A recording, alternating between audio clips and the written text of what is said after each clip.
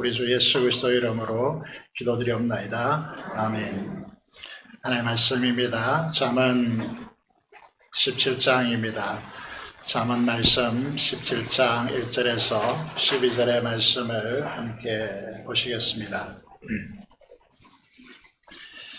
구약 성경 929페이지에 있습니다. 구약 성경 잠언 17장입니다. 1절에서 12절 말씀을 제가 읽도록 하겠습니다. 마른 떡 한 조각만 있고도 화목하는 것이 제육이 집에 가득하고도 다투는 것보다 나으니라. 슬기로운 종은 부끄러운 짓을 하는 주인의 아들을 다스리겠고 또 형제들 중에서 유업을 나누어 얻으리라. 도가니는 은을, 풀무는 금을 연단하거니와 여호와는 마음을 연단하시느니라. 악을 행하는 자는 사악한 입술이 하는 말을 잘 듣고 거짓말을 하는 자는 악한 혀가 하는 말에 귀를 기울이느니라. 가난한 자를 조롱하는 자는 그를 지으신 주를 멸시하는 자여, 사람의 재앙을 기뻐하는 자는 행벌을 면하지 못할 자니라. 손자는 노인의 멸류관이요 아비는 자식의 영화니라. 지나친 말을 하는 것도 미련한 자에게 합당하지 아니하거든 하물며 거짓말하는 것이 존귀한 자에게 합당하겠느냐. 내 문은 그 임자가 보기에 보석 같은즉 그가 어디로 향하든지 행동하게 하느니라. 허물을 덮어주는 자는 사랑을 구하는 자요 그것을 거듭 말하는 자는 친한 벗을 이간하는 자니라. 말 한마디 말로 총명한 자에게 충고하는 것이 매 100대로 미련한 자를 때리는 것보다 더욱 깊이 박히느니라. 악한 자는 반역만 힘쓰나니 그러므로 그에게 잔인한 사자가 보냄을 받으리라. 차라리 새끼 빼앗긴 암곰을 만날지언정 미련한 일을 행하는 미련한 자를 만나지 말 것이니라. 사랑하는 여러분, 오늘 우리에게 주신 말씀을 통하여서 미련함에서 떠나라 라고 하는 제목으로 하나님의 말씀을 선포하겠습니다. 잠언서를 통해서 우리가 계속해서 주지시키고 있는 대로 우리는 생명나무이다. 하나님의 궁정에 심겨진 하나님의 생명나무로 잠언서에는 우리에게 말씀하고 있습니다. 이 생명나무는 그 잎술이 생명의 샘과 같아서 하나님의 말씀을 드러내어서 사람들을 살리는 사람들이 되는 것이죠. 그런데 잠언서를 읽어보면 알겠지만은 반대의 개념을 통해서 이 중요성을 우리에게 교훈하고 있습니다. 지혜로운 생명의 나무와 반대되어지는 사람은 오늘 본문이 선포되는 대로 미련한 사람입니다. 미련함과 지혜를 비교함을 통하여서 생명나무는 미련함에서 떠나는 인생임을 강조하고 있습니다. 그래서 첫 번째 살펴보고자 하는 것은 미련함이란 도대체 무엇을 말씀하고 있는 것인가. 오늘 본문에 보면 인생을 살면서 미련한 자를 만나고 미련한 자와 함께하는 것은 불행이다 이렇게 말씀하고 있습니다. 12절에 보면 차라리 새끼를 빼앗긴 곰을 만나며 만났지 미련한 자를 만나지 말 것이니라 그렇게 말씀하고 있는 것이죠. 그렇다면 미련한 사람은 누구일까요? 그것은 하나님의 지혜를 거부하는 사람이다 이렇게 정의를 내릴 수 있습니다. 미련한 자는 자기 주장 의지로 말씀, 호크마 또는 로고스라 그러죠. 주님을 멸시하는 자, 주님의 그 말씀을 멸시하는 자다. 그렇게 말씀을 드릴 수 있습니다. 우선 우리가 잠언서를 보고 있기 때문에 잠언서를 통해서 확인해 보겠습니다. 지혜는요, 우리가 너무나 쉽게 접할 수 있는 곳에 위치하고 있습니다. 그래서 잠언서에서는 이렇게 말하고 있습니다. 지혜는 모든 사람이 볼 수 있는 곳, 가장 많이 왕래가 찾은 곳에 있다라고 그렇게 말하고 있습니다. 그런데 어리석고 미련한 자는 24절에서 25절에 화면에 보시면 불러도 대답이 없습니다. 손짓해도 오지 않습니다. 왜냐하면 자기의 길을 가고 있기 때문에 그렇다라고 말씀하고 있습니다. 이런 자의 특징은 잠언 12장 15절에서 16절의 말씀을 보면 자기가 자기 행위를 옳은 줄 착각합니다. 그래서 자기 주장 의지가 통하지 않으면 분노합니다. 그래서 분노를 자주 내고 있다. 이건 심각하다. 이렇게 말씀을 드릴 수 있습니다. 미련함을 둘러싸고 있는 미련한 자들의 삶을 형성하고 있는 내용들을 생각해 보시면요. 잠언 14장 3절에 보면 미련한 자는 교만하다 이렇게 됐습니다. 3장 13장 1절에 보면 그만하다 이렇게 말하고 있습니다. 그만하고 그만한 것이죠. 그리고 13장 13절의 말씀을 보면 말씀을 멸시한다 이렇게 됐습니다. 하나님께서 부여하신 가장 기본적이고 기초가 부모인데 그 부모의 말을 업신여긴다, 훈계를 업신여긴다 이렇게 말하고 있습니다. 사람들의 약점과 허물을 보면 숨겨주는 것이 아닙니다. 오늘 말씀을 보면 이들은 이간한다, 허물을 드러낸다 이렇게 말하고 있습니다. 왜요? 그것은 그 사람이 가지고 있는 것들을 공격해서 빼앗고 지배하기 위한 것입니다. 그들이 사용하는 수단은 무엇일까요? 거짓말하고 조롱하고 반역을 일삼습니다. 비밀을 누설합니다. 이간질을 합니다. 이것들 통해서 이제 그를 둘러싸고 있는 것이죠. 그래서 그가 가진 부와 권력을 통해서 이것을 숨길 수 있다라고, 덮을 수 있다라고 착각합니다. 그렇지만 공의의 하나님이 살아있는 한 이는 숨길 수 없다는 사실을 우리의 사회와 역사는 철저히 증명해내고 있는 것이죠. 여러분, 생명의 샘을 가진 생명나무는 어떠하다라고 말씀하고 있습니까? 잠언 17장 9절 오늘 본문의 말씀을 보면 이 사람들은 허물을 덮어주는 자다. 왜냐하면 사랑의 사람들이기 때문에. 그러나 그것을 거듭 말한 자는 친한 것을 이간하는 자라고 그렇게 말씀하고 있습니다. 우리가 잠언을 읽어보면 알겠지만은 교회에서 자행되어지고 있는 사랑이 식어진 공간에서 나타나는 중요한 일들은 두루다니며 한담하면서 남의 비밀을 누설한다는 거죠. 사랑이 있으면 그것을 덮어준다는 것입니다. 우리들에게 주님은 우리에게 무엇을 요구하고 있습니까? 이보다 더 엄격하게 주님은 산상수훈을 통해서 우리에게 말씀하고 있습니다. 여기 보시면요, 이제 이 마태복음 18장을 보시면요, 이렇게 말씀되어지고 있습니다. 그러면 주님께서 우리에게 무엇을 요구하고 있습니까? 베드로가 주님께 말합니다. 내가 3번 용서하면 됩니까? 3번, 우리도 3번이란 말이 있죠. 그런데 베드로는 이제 7번 용서하면 됩니까? 주님께 묻습니다. 그때 주님께서 대답하시죠. 7번 뿐만 아니라 70번씩 7번이라도 할지니라. 여러분, 이 말씀을 여러분 하십니까? 여러분, 7번씩 7번, 이건 단순한 7이라는 숫자가 단순한 숫자가 아니죠. 성경에서는 완전수라고 그렇게 말합니다. 완전하게 용서하다. 여러분, 우리의 지나간 모든 삶의 관계 속에서 나타난 여러분 관계 파괴현상이나 이 관계 속에 여러 가지 막힘이 있다면 우리는 그리스도인이 아닐 수 있다는 거죠. 모든 것이 다 깨끗이 정리되어야 된다는 것이죠. 이런 7번 뿐만 아니라 이런 7번을 70번까지 35절에서 이렇게 결론을 내리고 있습니다. 항상 구조는 이렇게 가고 있습니다. 주기도문도 보시면 알겠지만 우리가 우리에게 잘못한 것을 용서해 준 것 같이 우리 죄를 용서해 달라고. 여기도 보시면 너희가 각각 마음으로부터 행죄를 용서하지 아니하면 나의 하늘 아버지께서도 너희에게 용서하지 않겠다라고 이와 같이 하시리라고 그렇게 말씀하고 있습니다. 이 사회를 보십시오. 악플을 통해서 다른 사람, 남의 비밀을 누설하고 그것을 공격하여서 생명을 빼앗는 일이 자행되고 있는 이 사회를 보면서 그리스도인들은 그렇게 하지 않아야 됩니다. 아무리 잘못했다 할지라도 그것을 가지고 공격하는 것은 선하지 못한 것이죠. 여러분, 이렇게 말씀하고 있습니다. 하나님은 선하신 분이십니다. 하나님은 인자하신 분이십니다. 그래서 시편을 읽어보시면 알겠지만 103편, 104편, 105편, 107편, 106편 이런 구절을 읽어보십시오. 하나님은 선하시고 인자하심이 영원함이로다. 그것 때문에 우리가 존재하고 있고 그것을 찬양하라고 우리에게 말씀하고 있습니다.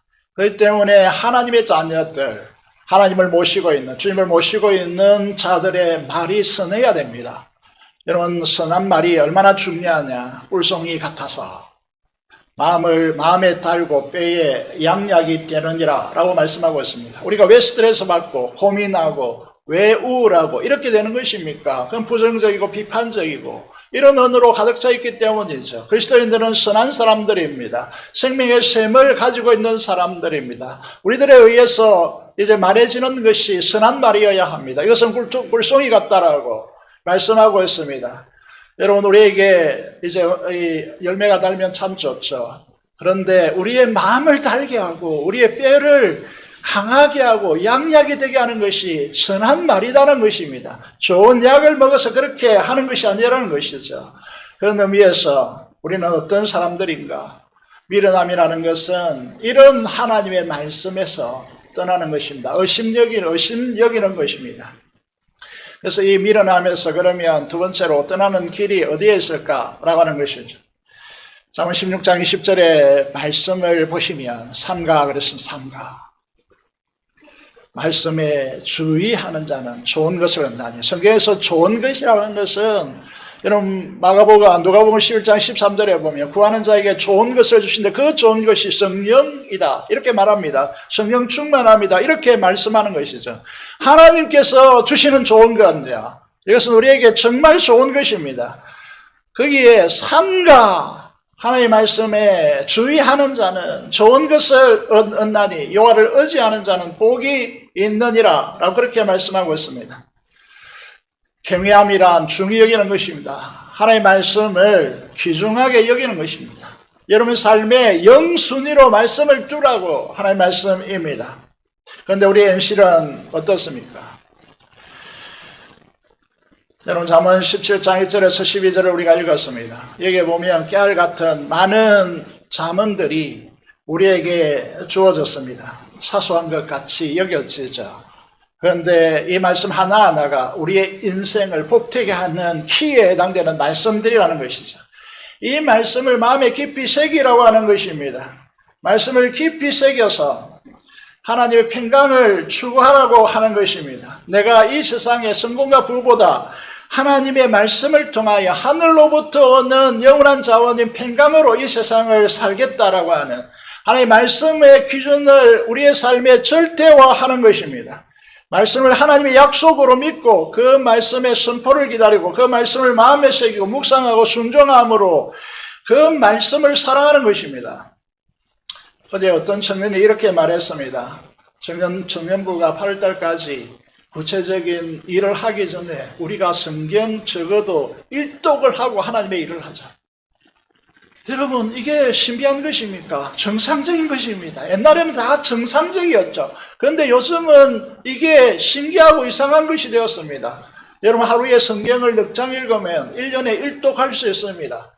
그리스도인이 하나님의 백성들이 성경을 1년에 1독 하지 않아도 살 수 있다고 착각하는 세상이 되었다는 거죠. 이 말은 무슨 말이냐면 하나님의 말씀을 완전히 무시하고 사는 것입니다. 여러분 큐티 하루에 한 본문, 짧은 본문을 이제 들여다보고 하루를 출발하면서 들여다보고 기도하고 하나님을 의탁하고 그 말씀을 마음에 새기고 하루를 움직여가는 이 삶이 기본인데 우리는 커다란 높은 목표가 되고 있다는 것입니다. 이 현실에서 우리는 말씀이 희귀하고 여러분 말씀을 사랑하고 말씀을 귀하게 여기고 하지 않는 이 태도가 미련한 것이라는 것이죠. 그래서 미련함에서 떠나기 위해서 삶과 하나님의 말씀에 주의하라고 그렇게 말씀하고 있는 것입니다. 여러분 오늘 본문에 보시면 3절에 보면 우리가 소중하게 이 세상에서 여기는 은과 금이 있습니다. 여러분 희귀하기 때문에 귀하고 소유한 사람이 적기 때문에 값이 많이 나가겠지만 이걸 어떻게 얻는다고 됐습니까? 두 가지는 언을. 여러분 언을 얻는데 여러분 쇠보다 더 약한 진흙을 구워서 만든 그곳에서 녹인다고 되어 있습니다. 풀무불에서 금을 연단한다 이렇게 됐습니다. 금과 은보다 훨씬 더 중요한 것이 무엇이냐면 그것은 마음입니다. 그 마음을 누가 연단할 수 있습니까? 하나님만이 연단할 수 있습니다. 여러분 자녀의 마음을 부모가 연단할 수 있다고 착각하지 마십시오. 여호와께서 하시는 것입니다. 하나님께서 하신다고요. 하나님께서 어떻게 하십니까? 그분의 말씀으로 날카로운 칼로 죄에 지배되는 그 마음을 수술하십니다. 끊어내십니다. 그리고 새로운 마음을 여러분 가져다 주십니다. 그 마음을 부드럽게 하십니다. 죄의 집에 대한 딱딱한 갱화되어진 그 마음을 떼고 수술하여서 새로운 완전 부드러운 마음을 붙이시는 것입니다. 이 마음은 말씀으로야만이 연단받을 수 있다는 것이죠. 이전에 제가 전에 있던 교회에서요, 고등부를 담당했었는데 수련회 장소를 위해서 한동대학교를 부장님과 함께 답사한다고 찾아갔습니다. 그때 총장이 김영길 총장이었는데 강서로 초빙하기 위해서 그분을 만났습니다. 그분에 대한 이 인터넷 자료를 찾아보면 이런 내용이 있습니다. 이분이 미국의 나사라고 하는, 잘 아시죠? 미 항공우주국 물리학을 이렇게 전공한 학자로서 근무하고 있었습니다. 결혼하기 위해서요, 한국의 자매를 소개받고 사귀기 시작했고 마음에 들어서 결혼해야 되겠다라고 마음에 이제 결정을 했습니다. 근데 조건을 내걸었어요. 이 자매가 어떤 조건을 내걸었냐면 교회 다녀야 한다. 마음에 너무 들어서 교회 다니겠다고 약속하고 결혼했습니다. 결혼하여서 교회 다니기 시작했는데 한인교회를 물론 나갔겠죠. 설교를 듣는데 가나 혼인잔치에서 물이 포도주로 변하는 이 말씀을 가지고 목사님이 말씀을 했습니다. 앞에 자리에 앉았는데 이 교회도 잘 알고 있습니다. 이분이 나사 이 물리학 전공 연구원이라는 사실, 세계에서 가장 뛰어난 학자 중에 한 사람이라는 사실을 알았습니다. 그런데 이렇게 말했습니다. 설교를 듣고 나와서 결혼한 부인과 심각하게 다투었습니다. 앞으로 교회를 나가라 하지 말라라고. 어떻게 나를 앞에 두고 목사가 이런 설교를 할 수 있느냐. 물이 포도주로 된다는 것은 물리학적으로 그런 거의 있을 수 없는 이야기다 라고 하는 것이죠. 이제 이 물리학적으로 어떤 화학 반응을 일으켜도 물이 포도주는 되는 일이 이 지구상에는 일어날 수 없다는 것입니다. 이렇게 비과학적인 말씀, 기적에 대한 본문을 설교할 때마다 다툰 것이죠. 그런데 가정의 평화를 위해서 성경을 읽으라 그러고 그리고 교회를 다니라 그러니까 가정의 평화를 위해서 다녀주는 것입니다. 읽어주는 것입니다. 그게 이 사람의 수준이었습니다. 그런데 어느 날 슈퍼마켓에서 여기 소개되는 대로 헬 힌지라고 하는 분이 지은 지구의 해방이라는 책을 사서 읽기 시작했습니다.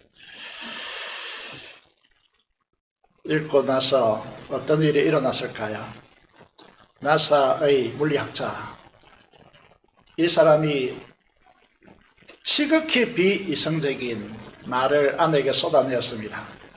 이렇게 고백합니다. 내 눈에 덮여있던 비늘이 깨끗하게 떨어져 나가는 것 같았다. 십자가 사건이 이토록 큰 비밀을 가지고 있었다니 말을 잊지 못했습니다. 이때까지 단편적으로 들은 성경 지식이 한꺼번에 움직이고 논리와 이성이 아무런 끄리낌 없이 맞추어졌다. 여러분, 성령 하나님의 역사 안에서 말씀을 만나보면 이 말이 경험되어지는 역사가 일어날 것입니다. 마치 이리저리 흩어졌던 그림 조각들이 퍼즐을 맞추는 것 같이 제자리로 찾아간 것 같았다. 길을 깨닫고 그 해당자가 바로 나라는, 이 역사는 오직 나를 위해서 하나님께서 하신 것이라는 이 사실을 깨닫자 가슴이 뜨거워졌고 알 수 없는 눈물이 주체할 수 없이 흘렀다라고 간증하고 있습니다. 그러면서 아내에게 이렇게 고백합니다. 여보, 나 이제야 좋으신 하나님을 만났다는 거야. 만났어. 그분이 어떤 분인지 이제야 알았단 말이야. 이분이 새벽마다 나가서 기도하고 남편을 위해서 기도하고 얼마나 눈물 흘리며 기도했겠습니까? 그런데 이 책을 통하여 성령께서 역사하셔서 십자가 진리 안으로 하나님께서 이끌어내신 것입니다. 여러분, 이분이 이제 나사 우주국이니까 이 우주는 지금까지 이제 우주를 어떻게 생각해 왔느냐 하면 팽창 이론이라는 게 있습니다. 지구가 처음에는 작았는데 여러분, 원자가 폭발을 일으켜서 우주가 팽창했다는 이론을 많은 이 우주를 연구하는 학자들이 한결같이 믿거든요. 그런데 그 원자는 누가 만들었냐는 거죠. 그러면서 이게 창세기 1장 1절에 있습니다. 창세기 1장 1절 아시죠? 태초에 하나님이 전지를 창조하시니라. 이 창조라고 하는 히브리어는 바라입니다. 무에서 유를 창조한. 그 외에는 이샤라고 하는 단어를 씁니다. 다른 단어를 쓰거든요. 이는 완전히 독립절입니다. 여러분, 이 은하계, 우리가 속하는 은하계, 그리고 우리는 태양계에 속해 있고요. 이 태양 같은 항성이 이 은하계는 몇 개 있습니까? 1000개가 있습니다. 우리의 머리로 짐작이 안 되죠. 이 물리학자도 성령 받지 못했을 때 미련한 자, 어리석기 짝이 없는 자였습니다. 하나님 성경을 믿지 못하고 추론입니다. 다 이 세상에 존재하는 모든 하늘에 대한 우주에 대한 이야기는 다 추론입니다. 상상물이라는 것이죠. 그런데 오직 진리는 성경밖에 없습니다. 창세기 1장 1절이 믿어지더라는 것이죠. 여러분, 이분이 머리가 뛰어나서 믿는 것이 아닙니다. 성령 하나님께서 역사하시니까 설득에 의해서 목사님들의 설교가 탁월했어요. 아닙니다. 이 모든 것이 성령 하나님의 역사 안에서 성령께서 그에게 임재하시니까 성경이 그냥 믿어지는 것입니다. 아무런 의심도 없이 믿어지는 것입니다. 성령을 받지 못한 분들은 어떻습니까? 예배 시간 지루하죠. 의미를 찾지 못하죠. 길어지면 막 힘듭니다. 기도 시간 일찍 가면 손해보는 것 같이 여겨집니다. 금요 기도에 지루하죠. 요즘은 또 10분 개인 기도하고 가라 그러니까 죽을 지경이죠. 성령 하나님의 역사가 없으면요, 너무너무 힘듭니다. 너무너무 지루합니다. 여러분, 이 설교도 아무런 의미 없고요, 빨리 안 끝나나 이 생각밖에 없는 것이죠. 듣지 않습니다. 이 미련한 사람, 성령 하나님이 임재하지 못하고 주님이 없는 미련한 인생은요, 말씀을 듣지 않습니다. 자기 기준을 말씀보다 더 높이 놨기 때문에요. 여러분, 자기 기준에 맞춰서 말씀들을 다 조작합니다. 말씀으로부터 순종하기 위해서 말씀을 보지 않습니다. 자기의 변명거리를 찾기 위해서 말씀을 들여다본다는 거죠. 말씀을 다 조작하는 것입니다. 이것이 오늘 우리 시대가 미련한 시대로 구가되는 이유입니다. 이 미련함에서 그러면 떠나는 것은 어디에 있습니까? 당연히 자기 기준을 내려놓아야 합니다. 하나님을 경외함으로 하나님의 말씀을 절대화해야 됩니다. 그 말씀대로 우리에게 보내진 보혜사 성령 하나님의 역사를 삼아야 됩니다. 그 역사 안에서 말씀을 만날 때 우리의 기준을 꺾습니다. 내려놓습니다. 그럴 때 하늘의 미랄이 되어서 하늘의 열매를 맺는 사람이 된다는 것이죠. 여러분, 이제 우리가 생각해 보시면, 조금만 생각해 보시면, 우리가 믿는 하나님, 성부, 성자, 성령 하나님은 이 우주를 창조하신 분이십니다. 그분이 우리 속에 들어와 살아계십니다. 그분에게는 불가능이 없으신 분이십니다. 하나님의 말씀으로 모든 것을 다 하실 수 있는 분입니다. 여기에 보시면요, 이 시대를 가리켜서 저는 이렇게 진단합니다. 여러분, 책망한다고 생각하지 마십시오. 모두 다 그런 거니까. 말씀을 놓아버린 시대. 삶의 기준점이 말씀이 아니라 자기인 시대. 이 사람들의 특징은 무엇입니까? 기도하지 않습니다. 기도해야 될 이유를 찾지 못하는 것이죠. 아니, 기도할 거리가 없습니다. 기도하여 10분만 앉아있어도 너무너무 힘들어집니다. 성령의 역사 없이는 그 영이 죽은 사람들입니다. 목회자에게 최고의 욕이 무엇이냐 하면 그것은 성령 없이 설교하라는 것입니다. 성령의 역사가 없으면 목사가 얼마나 괴로운지 모릅니다. 성도들이 변화되지 않고 그 눈빛이 살아있지 않으니까. 여러분, 그래서 성령 없이 설교하라 라고 하는 것은 목사에게 행하는 최고의 저주입니다. 여러분, 이 사실을 보겠습니다. 야고보, 예수님의 육신의 동생 야고보를 보겠습니다. 예수님께서 갈릴리에서 사역할 때 찾아왔습니다. 어머니와 그 동생들이 대동하고 그 동생들의 맞이가 야고보입니다. 이렇게 말합니다.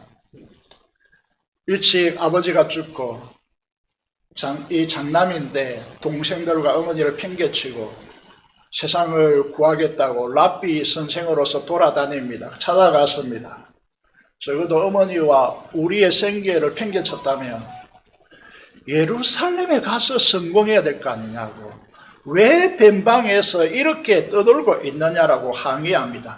자, 예루살렘에 같이 가서 좀 성공해 봅시다.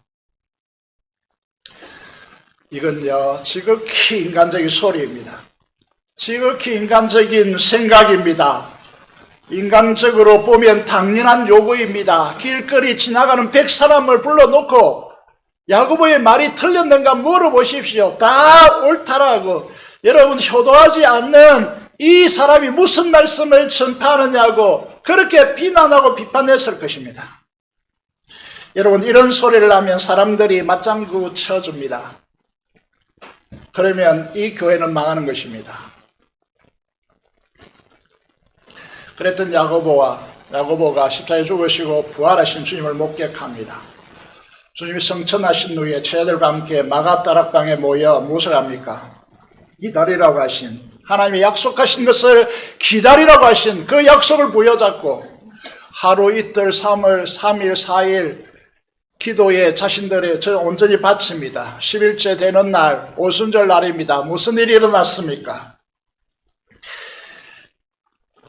급하고 강한 바람으로 오시고 불에 소의 해같이 갈라져서 각 사람에게 임하는 성령의 뿔을 받습니다. 성령 충만해집니다. 이 야고보가 어떻게 변화되었습니까? 평양한 강한 불만으로 가득한 사람이 아닙니다.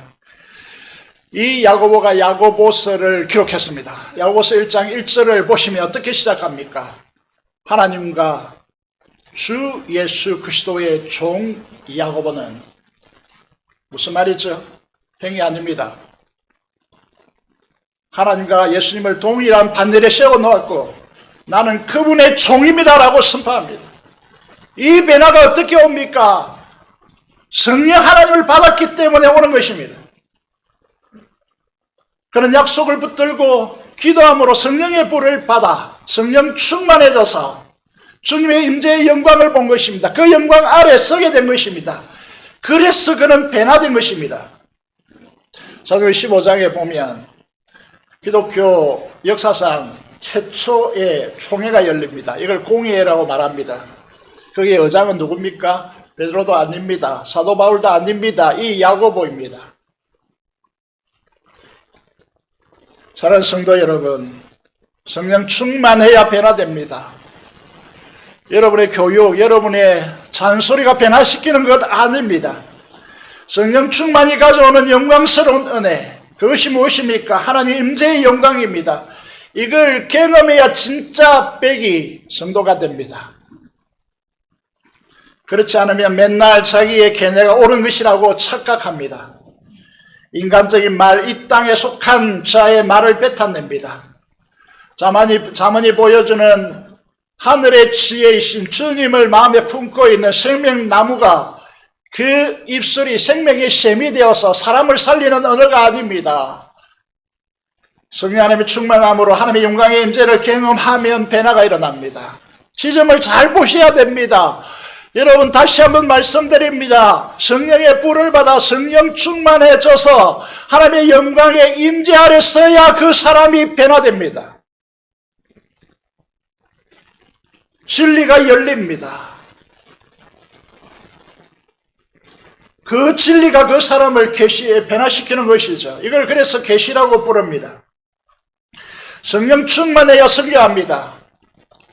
성령 충만하지만 하면 선교할 마음이 전혀 없습니다. 성령 충만해야 전도하고 싶어집니다.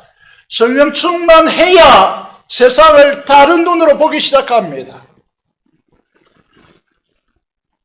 성령 충만하지 못하니까 교회를 다녀도 심지어 이 예배 현장에 와도 다른 생각을 하고 있는 것입니다. 저도 설교를 들어야 하니까 한 목사님의 설교를 듣는데 이런 실화가 소개되더라고요. 한 교회에서 직분자 투표를 했습니다. 우리 교회가 한 것처럼 장로, 권사, 안수집사님 투표를 했습니다. 한 분이 안수집사 투표 1위로 통과했습니다.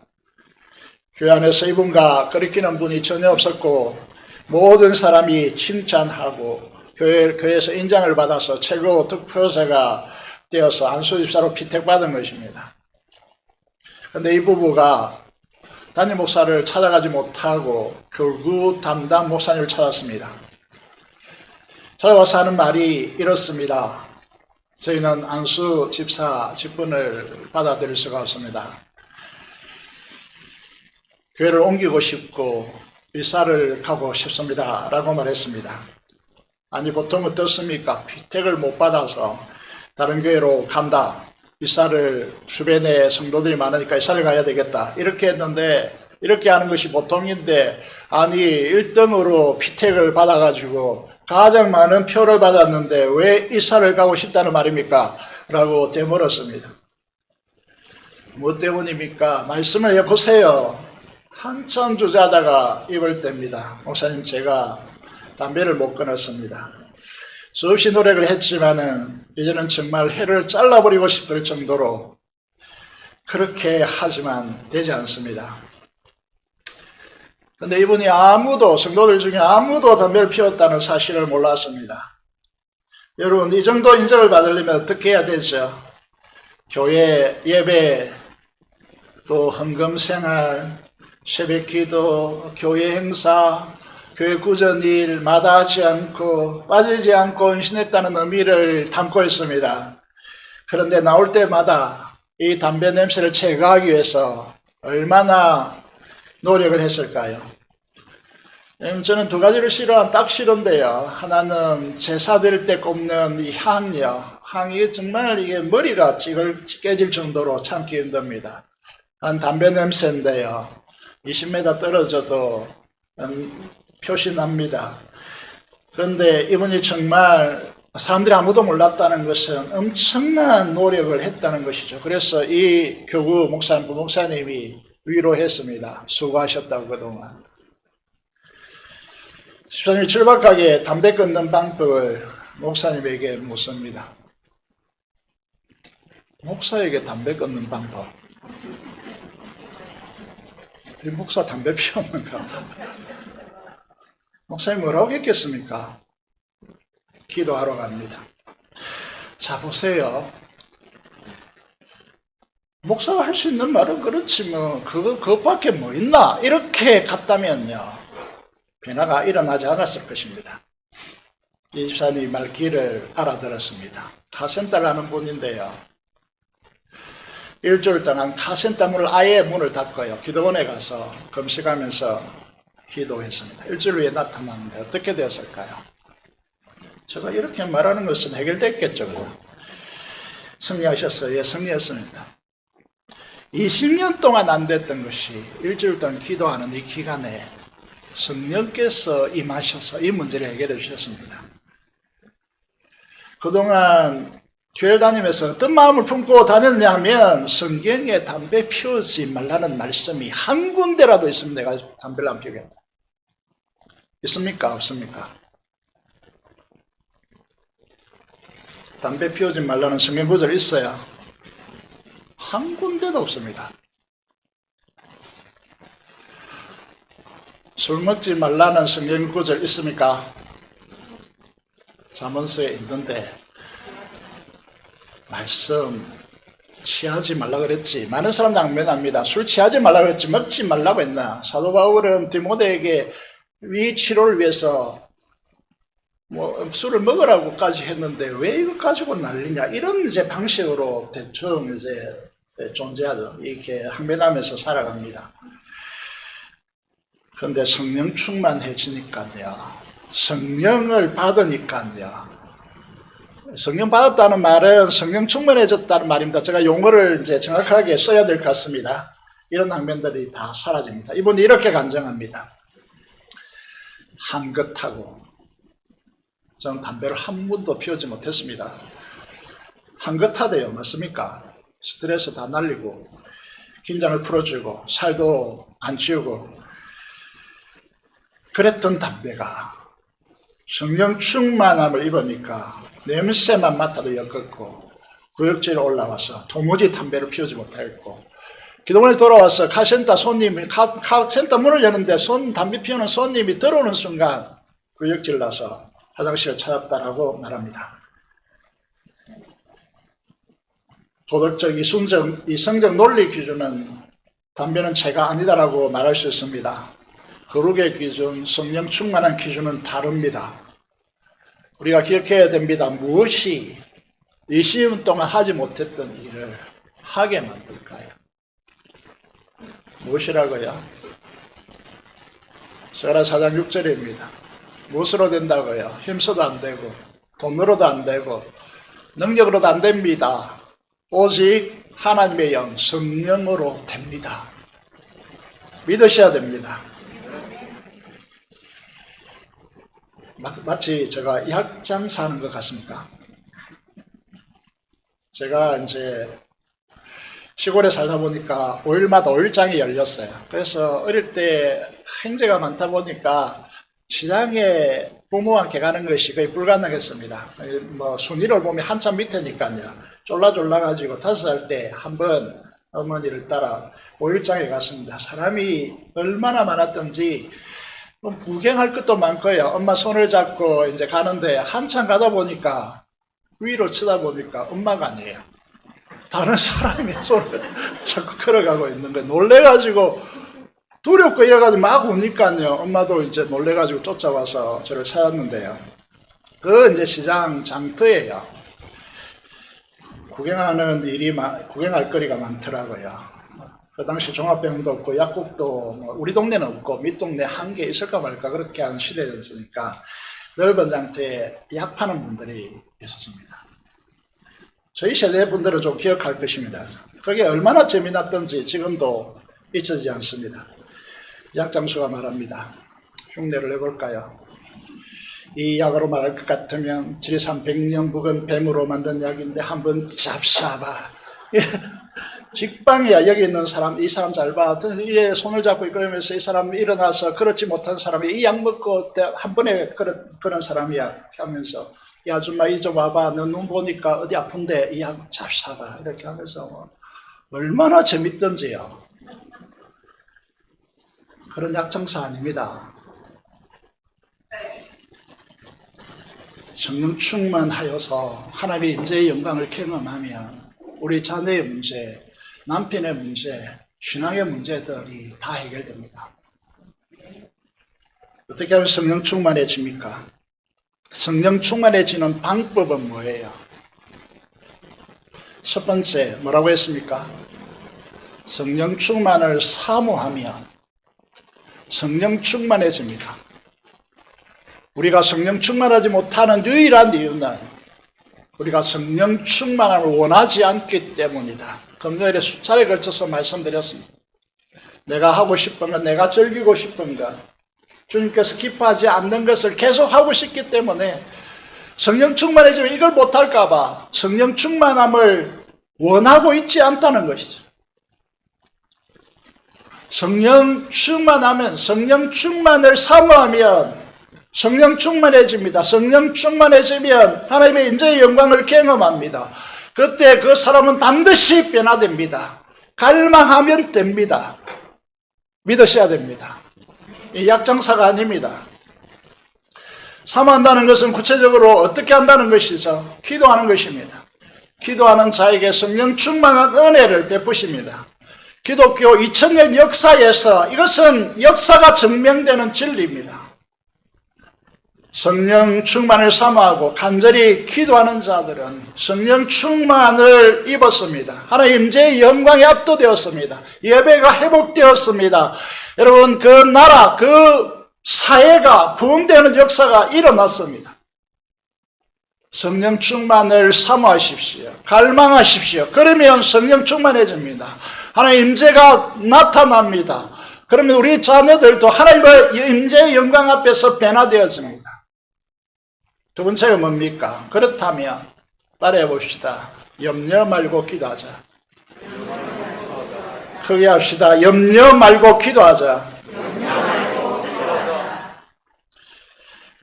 여러분, 우리는 염려합니다.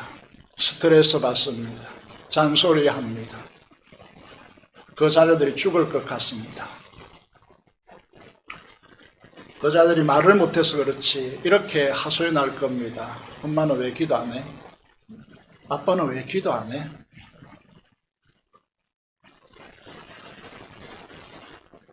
성령 하나님은 우리를 위대하게 바꿀 수 있으신 분입니다. 이 우주를 창조하신 분이시기 때문에 우리를 변화시킬 수 있습니다. 기도하십시오. 성령께서 역사하십니다. 믿으십니까? 약속을 붙들고 기도하십시오. 반드시 그 결과 나타납니다. 스트레스 받지 말고 자녀와 남편을 협박하지 말고 주님께 의탁하고 염려 말고 제발 기도하십시오. 사람들을 의식하지 말고 진짜 기도하십시오. 사람들이 보는 앞에서 기도하는 척하지 마십시오. 진짜 보이지 않는 곳에서 꼴방에 들어가서 진짜 기도하십시오. 그러면 성령 하나님께서 역사하십니다. 마무리하겠습니다. 사랑하는 여러분, 여러분 어떻게 살고 계십니까? 말씀을 우리의 삶의 절대 기준으로 삼고 계십니까? 말씀을 행하려고 하면요, 힘들어집니다. 어려워집니다. 말씀을 신앙과 삶의 절대 기본으로 삼고 말씀을 사랑하는 사람들은 반드시 자기 한계에 부딪히게 되어 있습니다. 결심해 보십시오. 말씀으로 살려고 하십시오. 항상 이런 질문을 받습니다. 니 그래가지고 목사냐? 니 그래가지고 장로냐? 니 그래가지고 집사냐? 니 그래가지고 부모냐? 니 그래가지고 천국 가겠느냐? 이 질문에 반드시 부딪히게 되어 있습니다. 만약 부딪히지 않았다면 우리는 어떤 의미에서 가짜일 수 있습니다. 사도 바울도 이 문제에 부딪혔습니다. 내가 하나님의 말씀으로 살려고 하니까 내 마음속에 다른 법, 죄의 법이 나를 사로잡아 오는 것을 보는도다. 오라 나는 공부한 사람이로다. 누가 이 사망의 몸에서 나를 건져내랴.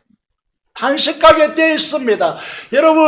여러분에게 아무런 고통이 없다. 아무런 염려가 없다. 아무런 문제가 없다. 그건 드릴 수 있습니다.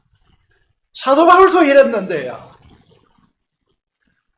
그렇기 때문에 말씀으로 살려고 하는 사람일수록 기도하게 되었습니다. 성령 하나님을 요청하게 되었습니다. 성령 하나님의 충만함이 없으면 불가능한 일이니까 기도하게 되어 있다는 것이죠. 제 아들이 배우지 못한 것 때문에 문제가 됐습니까?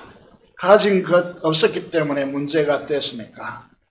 돈이 없어서 전도지를 복사를 못해서 문제가 됐습니까? 선물을 줄 것이 없어서 문제가 됐습니까? 우리가 핑계되었던 사람, 재정, 환경, 우리의 과거의 허물들, 그 어떤 것도 성령 충만하면 문제가 되지 않습니다. 사랑하는 세금부산교회 성도 여러분, 우리는 지금 새 시대를 맞이하고자 합니다. 인간적인 욕망, 탐욕에서 빚어지는 것이 아니고 성령 하나님께서 새 시대를 열기를 소원하기 때문에 그 소원에 우리가 쓰임받기를 원합니다. 그렇게 하기 위해서 우리는 무엇을 해야 할까요? 미련한 삶에서 떠나야 됩니다. 다시 말해서 자기 기준을 절대화하고 그 기준에 모든 사람이 맞춰주라고 하고 그 기준에 말씀을 조작하여서 뜯어맞추고 그런 미련한 삶에서 떠나십시오. 하나님을 경외하십시오. 그 말씀을 내 기준 위에 놓으시는 지혜가 있기를 바랍니다. 그러면 우리에게 찾아오는 문제는 내 힘으로 안 된다는 것입니다. 내 힘으로 안 되기 때문에 성령 하나님을 요청하셔야 됩니다. 성령 충만함을 요청하셔야 됩니다. 요청한다는 것은 기도하는 것이죠. 우리 자녀들도 청년들도 마찬가지, 학생들도 마찬가지 공부를 위해서 살아서는 안 됩니다. 직장을 위해서 살아서는 안 됩니다. 돈을 위해서 살아서는 안 됩니다. 그건 우리의 목표가 아닙니다. 성령 충만하면 하늘의 권능으로 이 문제가 다 해결되어집니다. 성령 충만하면 하나님의 나라와 의를 먼저 구하게 되어지고 이 의식주의 문제, 우리의 필요한 모든 것을 하나님께서 더하여 주는 축복을 부어주십니다. 생각해 보세요. 여러분, 제가 공부를 조금 해보았는데요. 여러분, 하나님의 나라와 의를 먼저 구하면서 하는 공부와 그렇지 않는 공부는 천지 차이입니다. 진짜 공부를 잘하려면요, 우선순위를 하나님 나라에 두셔야 됩니다. 하나님 나라와 의를 먼저 구하여야 된다는 거죠. 우리는 성령 충만함을 사모하기를 원합니다. 사모하는 자들은 여러분, 사람들 앞에서가 아니고 보이지 않는 공간에서 정말 기도하는 사람이 되셔야 됩니다. 이 기도하는 사람들이 모여서 한 마음으로 묶어져서 하나님 앞에 성령 충만함으로 기도할 때에 하나님의 임재를 경험하는 역사가 각 사람에게 각각 곳곳에서 일어나게 될 것입니다. 그때 우리는 참다운 예배자가 될 것이고, 하나님의 역사는 이 지역 사회를 넘어서서 한국 사회로 나가고 이 민족을 변화시키고 마지막 시대에 선교하는 나라로 우리를 세워 놓을 것입니다. 얼마나 떨어졌는가, 얼마나 말씀에서 벗어났는가, 얼마나 미련한 자가 되어 있는지 우리 자신을 들여다보는 회개가 일어나기를 원합니다. 마지막으로 계속해서 본당에 들어오기 전에, 계단을 밟기 전에 이 말씀을 읽고 들어오라고 여러분 본당 들어오기 전에 프랜카드 설치해 놨습니다. 여러분 누굽니까? 생명나무입니다. 예수님이 행하시는 통로가 바로 우리들입니다. 말씀을 통해서 주님과 대화하면서 항상 새기면서 주님이 우리를 어떤 존재로 우리를 대우하시고 우리를 통하여서 일하시길 원하시는지 바라보시기 바랍니다. 에베소서 3장 20절에 나에게는 내가 생각하는 것이나 구하는 것에 더 넘치도록 주시는 하나님이 계신다. 믿습니까? 우리 교회가 여기까지 올 수 있는 것은 우리의 기대와 우리의 생각을 넘어서 하나님이 계시기 때문입니다. 에베소서 2장 6절에 나는 주님과 연합되어 하늘 보좌 우편에 앉아있는 사람입니다. 여러분, 우리는 이 땅에 속한 사람들이 아닙니다. 하늘에 속한 사람들입니다. 하늘에서 우리가 하늘에서 주님과 함께 보좌에 함께 앉은 바 된 사람으로서 공중에서 땅을 내려다보면서 사는 사람들이라니까요. 세 번째, 우리의 속에는 결핍의식이 아닙니다. 죄로 인해서 결핍된다, 모자란다, 부족하다, 이런 사람들이 아닙니다. 나에게는 청량할 수 없는 그리스도의 풍성과 충만으로 채워져 있습니다. 우리는 충분합니다. 막힌 부분이 있습니까? 충분합니다. 뚫혀집니다. 한 집사님을 보면서요, 기도해달라고 기도하는데요, 막힌 장벽들이 반드시 뚫어집니다. 나는 내 안에 누가 계십니까? 이 우주를 창조하신 성령께서 계시는 성령의 전입니다. 우리 몸이. 그래서 관리해야 되는 거예요. 마지막으로 요한복음 14장 12절에 14절은 내 이름으로 무엇을 구하든지 내가 반드시 시행하겠다는 걸 3번이나 강조하면서요, 내가 하는 일을 너희도 할 것이고 나보다 큰 일을 하리라. 보내주신 보혜사 하나님 때문에 이것이 가능하다라고 말씀하십니다. 그래서 우리는 선포해야 됩니다. 여러분의 기도는 누가 응답하십니까? 하나님이 응답하십니다. 내 기도는 주님께서 들으시고 그 기도를 통하여 행하십니다. 저는 고마운 사람들이 누구냐 하면, 시골에 갔을 때야, 지금은 이제 은퇴하시고 오랫동안 사역하셨지만 정몽용 목사님이라는 분이 계십니다. 설교를 짧게 하지만 3대지로 나눠서 제가 들어도 은혜가 될 만큼 노년의 목사님이 시골에 가서 설교를 하시는데 제가 은혜를 받습니다. 그분이 뭐라고 찾아갈 때마다 뭐라고 하시느냐 하면 목사님을 위해서 기도한다. 이게 얼마나 큰 힘이고 위로가 되는지 아십니까? 누군가를 위해서 기도하는데 그 기도가 진짜 백이 기도예요. 주님께서 반드시 응답하시고 내 기도를 통해 행하신다라고 신뢰하신다면요, 저는 그분을 존중할 겁니다. 저의 기도를 부탁할 겁니다. 이런 사람들이 있어야 우리가 안전하죠. 자녀에게도 마찬가지입니다. 내가 있다. 제가 어떤 사람들이 이렇게 말합니다. 제가 기도하겠습니다. 이게 위로가 되기를 원합니다. 이 말씀을 새기면서요. 생명나무로서 이 말씀들이 우리의 자존감이 되어지고 우리의 정체성이 되어지고요. 굉장히 기대되어지고 막 미래가 이 말씀 안에서 막 펼쳐지고요. 그래서 우리의 꿈대로 되어지는 그런 역사가 우리 안에서 일어날 것을 믿으면서 바라보고요. 그것이 이루어질 그 미래를 내가 지금 앞당겨 와서 그렇다면 그게 이루어졌을 때 나는 지금 무엇을 해야 되는가를 볼 수 있는 시야가 열려야 되는 것이죠. 이게 비전의 사람이죠. 맨날 그 자리에 과거를 언급하면서 현재를 언급하면서 우리는 안 된다. 이런 것이 없고 저런 것이 없고 이런 것들이 없으니까 안 된다. 이런 사람들이 아닙니다. 기도하겠습니다. 말씀을 들으면서 여러분 지혜의 사람인지 미련한 사람인지 하나님께 감사하거나 혹은 회개하는 시간이 되시길 바랍니다. 지혜의 사람은 미련하지 않는 사람은 주님께 의탁하고 성령 충만함을 사모하는 사람입니다. 말씀을 통하 역사하시는 삼일체 하나님을 신뢰하는 사람입니다. 그런 사람이 되게 해주십시오. 간절히 기도하기를 원합니다. 그리고 민족보호와 통일을 받은 선교사를 위해서 음성으로 기도하겠습니다. 살아계신 아버지 하나님 은혜를 감사합니다. 우리가 왜 이렇게 미련한지요, 왜 이렇게 우매한지요. 아버지 하나님, 하나님 말씀이 없어도 여기저기 주워져 쓴 것을 가지고 그것이 전부이다라고 여기면서 아버지 하나님, 내가 절대라고 그렇게 오만하게 굴면서 그만한 자의 삶을 우리가 걸어가고 있습니다. 우리를 용서하여 주시옵소서. 미련한 자의 길을 떠나게 하여 주시옵소서.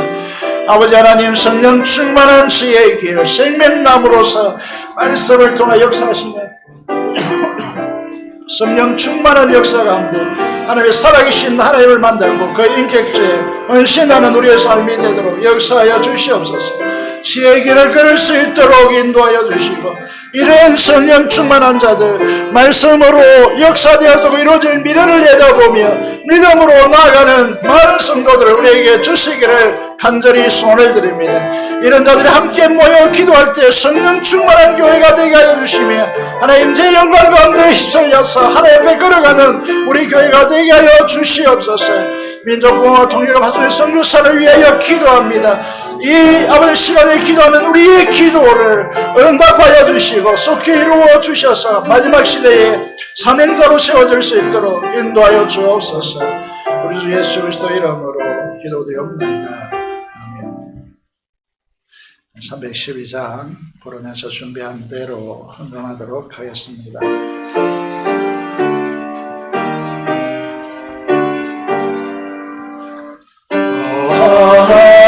하나님께 이끌리어 일평생 주만 따라라.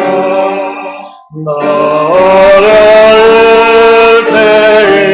대임주시고 언제나 지켜주시리.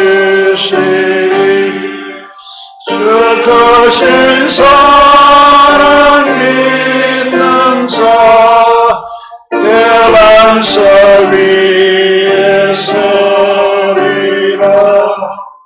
너 설레는 맘가다 등도 이만큼 이가이어서 은혜로신 주의 뜻과 사랑에 만족하여라. 우리를 부르신 주 마음에서 응하신다. 주 찬양하고 기도하며 내 본분이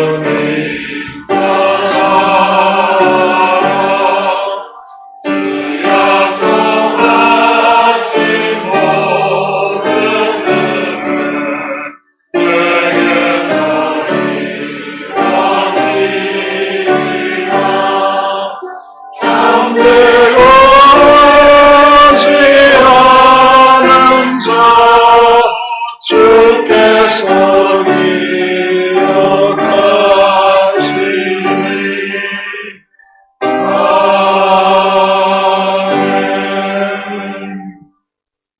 감사기도 드리겠습니다. 하나님 아버지 감사합니다.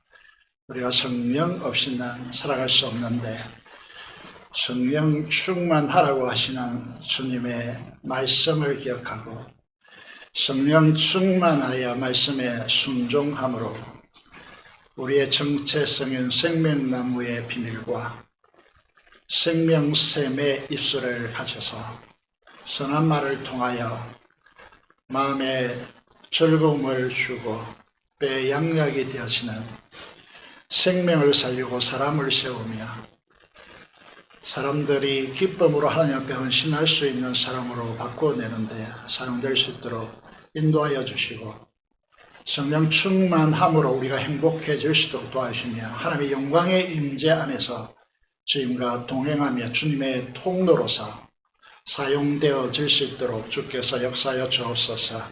우리 교회가 이런 교회 되게 하여 주시옵소서. 하나님 간절히 소원합니다.